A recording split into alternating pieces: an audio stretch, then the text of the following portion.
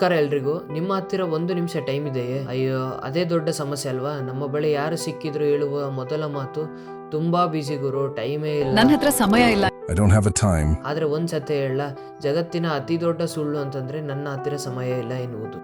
ನೋಡಿ, ದೇವರು ಒಬ್ಬೊಬ್ಬರಿಗೆ ಒಂದೊಂದು ಥರದ ಟ್ಯಾಲೆಂಟ್ ಕೊಟ್ಟಿದ್ದಾನೆ, ಕೆಲವರಿಗೆ ತುಂಬ ಹಣ ಕೊಟ್ಟಿದ್ದಾನೆ. ಆದರೆ ಇಡೀ ಪ್ರಪಂಚದಲ್ಲಿ ಎಲ್ಲರಿಗೂ ಸಾಮಾನ್ಯವಾಗಿ ಕೊಟ್ಟಿರುವ ಏಕೈಕ ಆಸ್ತಿ ಅಂದರೆ ಅದು ದಿನದ 24 ಗಂಟೆಗಳು. ವಿರಾಟ್ ಕೊಹ್ಲಿಗೂ ಅಷ್ಟೇ, ನರೇಂದ್ರ ಮೋದಿಗೂ ಅಷ್ಟೇ, ಎಲಾನ್ ಮಸ್ಕಿಗೂ ಅಷ್ಟೇ, ರೊನಾಲ್ಡೋಗೂ ಅಷ್ಟೇ, ನಮಗಾದರೂ ಅಷ್ಟೇ. ಹಾಗಾದರೆ ಅವರು ಅಷ್ಟು ಸಾಧನೆ ಮಾಡಲು ಹೇಗೆ ಸಾಧ್ಯವಾಯಿತು? ಏಕೆಂದರೆ ಅವರು ತಮ್ಮ 24 ಗಂಟೆಗಳನ್ನು ಡಿಸೈನ್ ಮಾಡುತ್ತಾರೆ.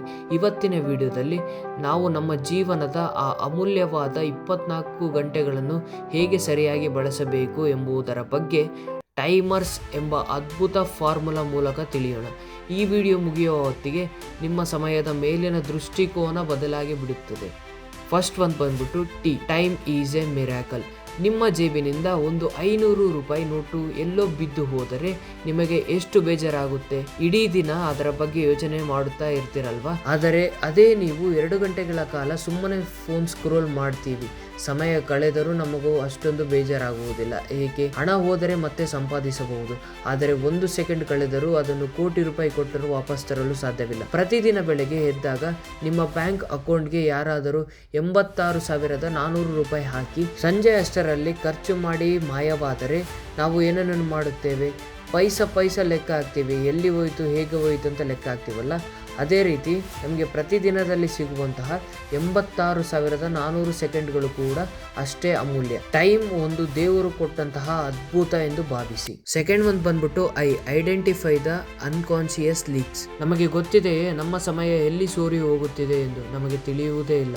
ಒಂದು ಕೆಲಸ ಮಾಡೋಣ ಎಂದು ಫೋನ್ ಕೈಗೆ ಎತ್ತುಕೊಳ್ಳುತ್ತೇವೆ, ಅಷ್ಟರಲ್ಲಿ ಒಂದು ನೋಟಿಫಿಕೇಶನ್ ಬರುತ್ತೆ, ಯಾವುದೇ ಒಂದು ರೀಲ್ಸ್ ನೋಡ್ತೀವಿ, ಕಟ್ ಮಾಡಿ ನೋಡಿದರೆ ಅರ್ಧ ಗಂಟೆ ಮಾಯ.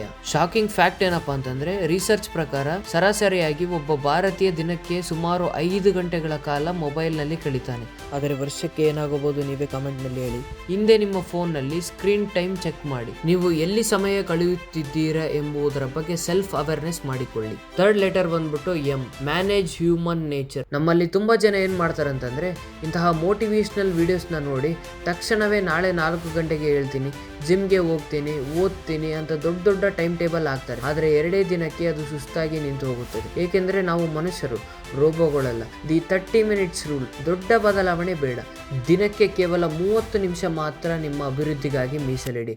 ಆ 30 ನಿಮಿಷಗಳ ಹವ್ಯಾಸವಾಗಿ ಬದಲಾದ ಮೇಲೆ ಅದನ್ನು 60 ನಿಮಿಷಕ್ಕೆ ಏರಿಸಿ. ಸಣ್ಣ ಹೆಜ್ಜೆಗಳೇ ದೊಡ್ಡ ಯಶಸ್ಸಿಗೆ ಕಾರಣ. ಇದರಲ್ಲಿ 4th ಲೆಟರ್ ಬಂದ್ಬಿಟ್ಟು evaluate through growth hours. The secret of success. ಅಮೆರಿಕದ ಬೆಂಜಮಿನ್ ಫ್ರಾಂಕ್ಲಿನ್ ಅವರು ಮೊದಲು ಪ್ರಿಂಟಿಂಗ್ ಪ್ರೆಸ್ ನಲ್ಲಿ ಕೆಲಸ ಮಾಡುತ್ತಿದ್ದರು, ಆದರೆ ಅವರು ತಮ್ಮ ಸಂಜೆಯ ಸಮಯವನ್ನು ಮಾತ್ರ ಓದಲು ಮತ್ತು ಕಲಿಯಲು ಮೀಸಲಾಗಿಟ್ಟಿದ್ದರು. ಆ ಕೆಲವು ಗಂಟೆಗಳೇ ಅವರನ್ನು ದೊಡ್ಡ ವಿಜ್ಞಾನಿಗಳನ್ನಾಗಿ ಮಾಡಿತು. ಇದರಿಂದ ನಾವೇನ್ ಕಲಿಬೇಕಪ್ಪ ಅಂತಂದ್ರೆ, ನಮಗೆ ಆಫೀಸ್ ಇರುತ್ತೆ, ಕಾಲೇಜ್ ಇರುತ್ತೆ, ಆದರೆ ಅದರ ಮಧ್ಯೆ ಸಿಗುವಂತಹ ಸಣ್ಣ ಪುಟ್ಟ ಸಮಯವನ್ನು ನಾವು ಉಪಯೋಗಿಸ್ಕೊಳ್ಬೇಕು. ಎಕ್ಸಾಂಪಲು, ಬಸ್ನಲ್ಲಿ ಅಥವಾ ಟ್ರೈನ್ನಲ್ಲಿ ಪ್ರಯಾಣ ಮಾಡುವಾಗ ಸುಮ್ಮನೆ ರೀಲ್ಸ್ ಸ್ಕ್ರೋಲ್ ಮಾಡೋ ಬದಲು ಯಾವ್ದಾದ್ರು ಆಡಿಯೋ ಬುಕ್ ನ ಕೇಳುವುದು, ಮತ್ತೆ ಅಥವಾ ಯಾವ್ದಾದ್ರು ಸ್ಕಿಲ್ ಬಗ್ಗೆ ಕಲಿಯುವುದು, ನಿಮ್ಮ ಗ್ರೋತ್ ಅವರ್ಸ್ ನ ನೀವೇ ಹುಡುಕಿಕೊಳ್ಳಬೇಕು. ಇದರಲ್ಲಿ 5th ಲೆಟರ್ ಬಂದ್ಬಿಟ್ಟು ಆರ್, ರೀಕೆಂಡಲ್ ಡಿಸೈರ್. ಯಾವುದೇ ಕೆಲಸ ಮಾಡಲು ಬರೀ ಮೋಟಿವೇಶನ್ ಸಾಲದು, ಅದರ ಹಿಂದೆ ಒಂದು ಬಲವಾದ ಆಸೆ ಇರಬೇಕು, ಸ್ಟ್ರಾಂಗ್ ಡಿಸೈರ್ ಇರಬೇಕು. ನಾನು ಏಕೆ ಇದನ್ನು ಮಾಡಬೇಕು, ನನ್ನ ಕನಸು ಏನು ಎಂಬ ಪ್ರಶ್ನೆ ನಿಮ್ಮನ್ನು ಕಾಡುತ್ತಿರಬೇಕು. ಯಾವಾಗ ನಿಮ್ಮ ಗುರಿ ಬಲವಾಗಿರುತ್ತದೆಯೋ ಆಗ ನಿಮ್ಮ ಮೆದುಳು ತಾನಾಗಿಯೇ ದಾರಿ ತೋರಿಸಲು ಶುರು ಮಾಡುತ್ತದೆ. ಇದನ್ನು ರೆಗ್ಯುಲರ್ ಆಕ್ಟಿವಿಂಗ್ ಸಿಸ್ಟಮ್ ಎನ್ನುತ್ತಾರೆ. ನಿಮ್ಮ ಆಸೆಯನ್ನು ದಿನವೂ ಜಾಗೃತವಾಗಿಡಬೇಕು. ಇದರಲ್ಲಿ 6th ಲೆಟರ್ ಬಂದ್ಬಿಟ್ಟು S, strengthen focus and self reflection. ನಮ್ಮ ಕನಸು ಅಲೆಮಾರಿ ಇದ್ದಂತೆ, ಅದಕ್ಕೆ ದಿನವೂ ಟೈಮಿಂಗ್ ಕೊಡಬೇಕು. ದಿನಕ್ಕೆ 5 ರಿಂದ 10 ನಿಮಿಷ ಸುಮ್ಮನೆ ಒಂದು ಬುಕ್, ಪೆನ್ನನ್ನು ತೆಗೆದುಕೊಂಡು ನಿಮಗೆ ನೀವೇ ಪ್ರಶ್ನೆಯನ್ನು ಹಾಕಿಕೊಳ್ಳಿ. ದಿನದ ಕೊನೆಯಲ್ಲಿ ಕೇವಲ 5 ರಿಂದ 10 ನಿಮಿಷ ನಿಮ್ಮನ್ನು ನೀವು ಕೇಳಿಕೊಳ್ಳಿ, ಇವತ್ತು ನಾನು ಏನು ಒಳ್ಳೆಯ ಕೆಲಸ ಮಾಡಿದ್ದೆ, ನಾನು ಹೋಗುತ್ತಿರುವ ದಾರಿ ಸರಿಯೇ? ಇಲ್ಲದಿದ್ದರೆ 10 ವರ್ಷದ ನಂತರ ನೀವು ಪಶ್ಚಾತ್ತಾಪ ಪಡಬೇಕಾಗಬಹುದು. ನಿಮ್ಮ ಎಲ್ಲಾ ಕೆಲಸಗಳ ಮಧ್ಯೆ ನೀವು ನಿಮಗಾಗಿ ಬದುಕುತ್ತಿದ್ದೀರಾ ಎಂಬುದರ ಬಗ್ಗೆ ಯೋಚಿಸಿ. ಸಮಯ ಎನ್ನುವುದು ಒಂದು ಮರಳಿನಂತೆ, ಕೈಯಿಂದ ಜಾರಿ ಹೋಗುತ್ತಲೇ ಇರುತ್ತದೆ.